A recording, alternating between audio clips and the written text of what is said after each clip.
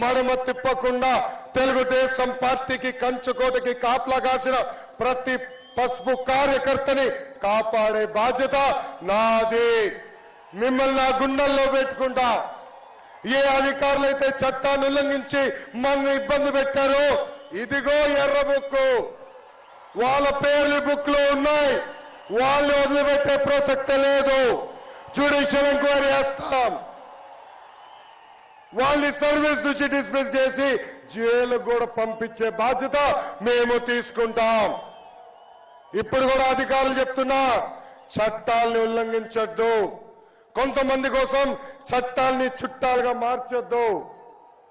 తగిన పరిణామం ఉంటుందని ఈ సభాముఖంగా హెచ్చరిక నేను జారీ చేస్తున్నా.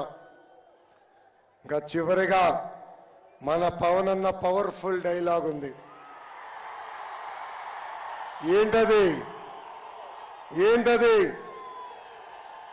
Hello AP, hello AP, hello AP, bye bye YCP. Psycho పోవాలి, సైకో పోవాలి, సైకో పోవాలి. నాకు ఇంత అద్భుతమైన అవకాశం ఇచ్చిన తెలుగుదేశం పార్టీ జాతీయ అధ్యక్షుల వారికి నా హృదయపూర్వక ధన్యవాదాలు తెలుపుకుంటూ మీ అందరి దగ్గర నుంచి నేను సెలవు తీసుకుంటున్నా. జోహార్ అన్న ఎన్టీఆర్, జోహార్ అన్న ఎన్టీఆర్. పవన్ అన్న నాయకత్వం, పవన్ అన్న నాయకత్వం, చంద్రబాబు నాయుడు గారి నాయకత్వం, చంద్రబాబు నాయుడు గారి నాయకత్వం. జై బాలయ్య, జై బాలయ్య, జై హింద్, జై హింద్.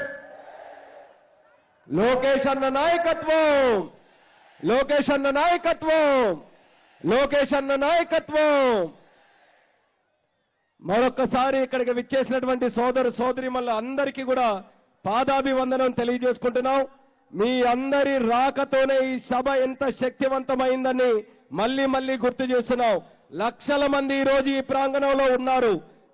ఎంతమంది ఇప్పుడు ప్రాంగణంలో ఉన్నారో బయట కూడా అంతే మంది ప్రాంగణంలో రావడానికి ఇంత మంచు కురుస్తున్నా రాత్రి వేళైనా సరే ఎదురు చూస్తున్నారనంటే ఎంత అభిమానంతో ఈ జనసేన తెలుగుదేశం పార్టీ కలయిక కోసం ఈ రాష్ట్ర ప్రజలు ఎదురు చూస్తున్నారో మరొకసారి మనం గుర్తు చేసుకోవాలి.